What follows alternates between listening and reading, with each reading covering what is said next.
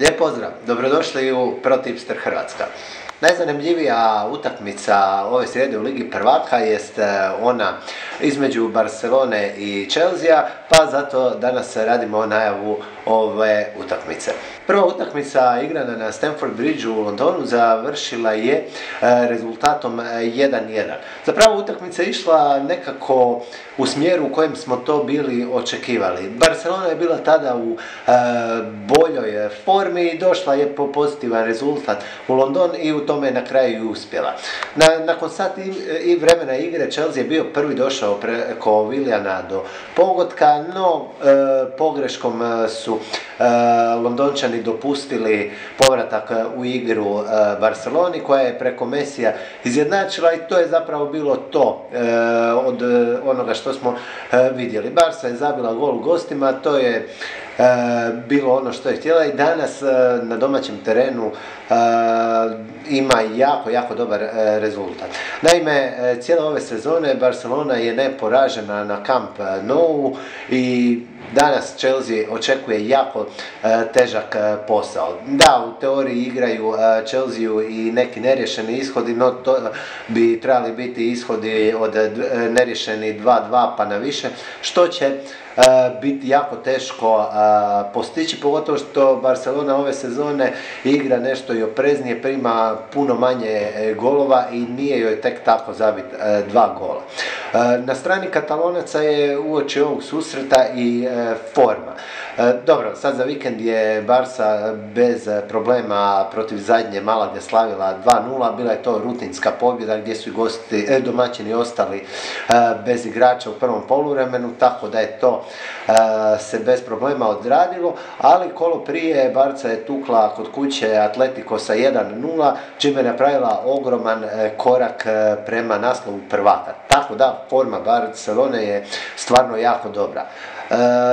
Formom se gosti baš i ne mogu pohvaliti, iako su za vikend prekinuli seriju od 2 poraza, međutim pobjeda je došla protiv slabašnog Crystal Palasa, bilo je 2-1, ali treba naglasiti da su 2 kola prije igrači u plavom gubili od 2 kluba iz Manchestera, najprije od Uniteda 2-1, poslije i od Citya 1-0, a meni su ipak City i United po kvaliteti mnogo slični Barceloni i mnogo su ti rezultati relevantni za današnji susret od ove pobjede nad Palasom. Što se tiče izostanaka, kod Barce je situacija više nego solidna. Za vikend zbog rođenja djeteta nije igrao Messi, on se danas vraća. Prvu utakmicu zbog kartona nije bilo Nelsona Semeda i on je danas u kadru, ne znam baš da li će igrati, ali dobro, nema ni veze. Sergi Roberto, on se nešto oporavlja od ozljede, navodno je upitan, ali gotovo je sigurno da će biti u sastavu. Jedini problem je u sredini terena jer je Andres Iniesta pod jako velikim upitnikom, dok Filipe Coutinho nema pravo nastupa u Ligi prvaka. Međutim, Barcelona i bez tih igrača ima dovoljno kvalitetnih rješenja, tako da ne bi to trebalo biti nešto nenadoknadivo.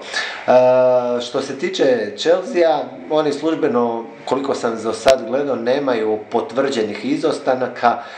Vidio sam da piše da su pod upitnikom Barkley, Bakayoko, David Luiz. Dakle, za ovu trojicu ne znamo da li će oni biti u sastavu ili neće. Isto tako ne znamo da li će se Conte odlučiti na neki, onako na papiru, najjači sastav ili će zaigrati nešto defanzivnije na Nou Campu, ubaciti neke defanzivce i tako pokušati Barcu zadržati na nuli. Što se samog klađenja tiče, po meni je ovo nekako, rekao bih, jednosmjerna utakmica i vjerujem da će Barca doći do pobjede. Koeficijenti su, po meni dosta tanki, 1.42, 1.45, mislim, ja vjerujem da to prolazi, ali to mi je granično. Ja bih volio da je bar 1.50 na pobjedu Barcelone. Oni koji su skloni riziku mogu probati i sa minus 1.5, dakle da će Barca dobiti 2 razlike, tu je koeficijent oko 2.15. Meni je to ipak malo riskantno i neću se sigurno odlučiti na nešto tako. Ili imate azijski hendikep -1 gdje se nekih 1,65 može dobiti, znači sa 1 razlike dobijete povrat, ali opet to mi je na granici igrivosti.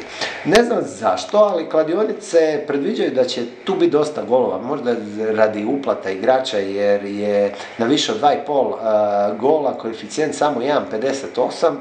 Iskreno ja bih to izbjegao. Ne kažem da će tu biti manje golova, neću se sigurno to hladiti, ali za više od 2,5 gola ovo mi je stvarno pretanak koeficijent. A opet igraju Barca i Chelsea, tako da bi to moglo ići u over. Dakle, nekako najbolja oklada je ta jedinica, iako kažem, malo su tanki koeficijenti, pa dobro razmislite da li vam se to isplati igrati u singlu, da li ćete spajati s nečim i da li ćete zapravo uopće to igrati.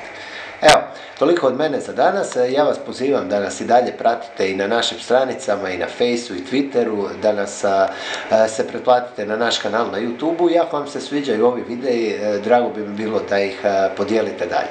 Lijep pozdrav svima!